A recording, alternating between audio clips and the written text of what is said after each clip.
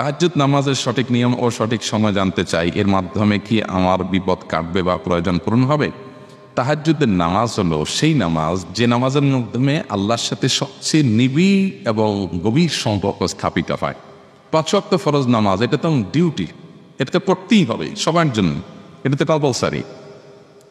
মানুষ যখন কোনো জায়গায় চাকরি করে, বসের অফিসিয়াল যে ডিউটি 9টা টু 5টা বা 8টা টু 4টা যেটাই নয়, এই 8 ঘন্টা বা 10 ঘন্টার ডিউটি এটা সমস্ত স্টাফদের জন্য প্রযোজ্য, এটা সবাই করে।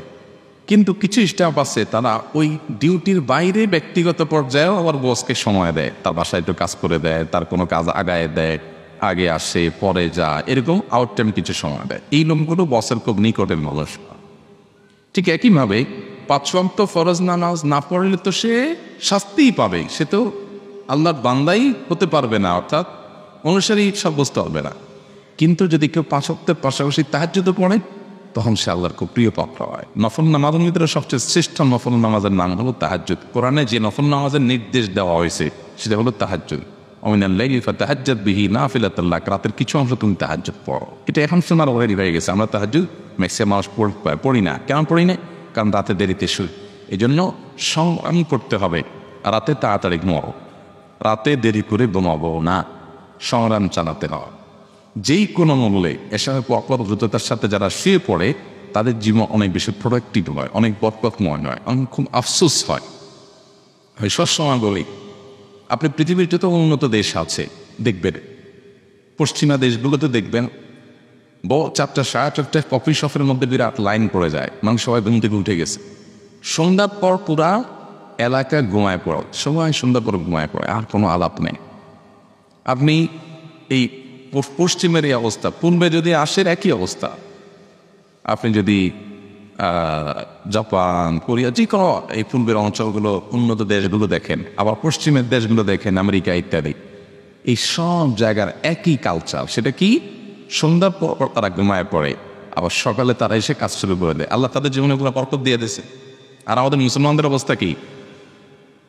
আমাদের রাত 11টা 12টার দিকে রাত হয়, শুধু শুধু 1টা 2টা বাজে।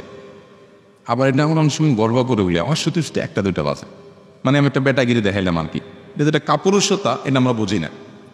বেটাগিরি বলেন যে আমি সন্ধ্যায় তাড়াতাড়ি ঘুমায় পড়ি। নবী সাল্লাল্লাহু আলাইহি ওয়াসাল্লাম এশার পরে কথা বলা অপছন্দ করতেন। আমাদের এখন মাহফিলগুলো শেষ হওয়ার 1-2টা 1টা, তাই না? ফজরের পরে কাজ বা ফজরের আগে উঠে যাওয়া, আপনি রাতে যখন তাড়াতাড়ি শোবেন তাহাজ্জুদ পড়া এমনি সহজ হবে।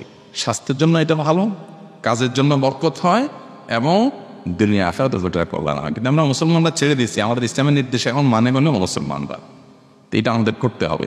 তাহাজ্জুদের নামাজ এটা পড়ার জন্য রাতে তাড়াতাড়ি ঘুমাইতে হবে। তাই কোনো নামাজের নিয়ম কি? বিশেষ কোনো নিয়ম নাই। আমরা অনেকেই এটা নিয়ে থাকি যে কীভাবে পড়ব। অনেকে মনে করে এমন সূরা পড়তে হবে, এতবার ওই নিয়মে পড়তে হয়, এরকম কিছু নাই। 2 রাকাত করে পড়বেন, এটা হলো কথা। 4 রাকাত একসাথে না পড়ে 2 রাকাত পড়বেন। নবী সাল্লাল্লাহু আলাইহি ওয়াসাল্লাম বলেছেন, সালাতুল লাইলি মাসনা মাসনা, রাতের নামাজ এই নফল তাহাজ্জুদের নামাজ 2 রাকাত করে। সো লাইলি ওয়ান নাহারি মাসনা, 2 রাকাত পড়বেন। তো তাহাজ্জুদের নামাজ 2 রাকাত পড়বেন, 2 রাকাত করে 8 রাকাত।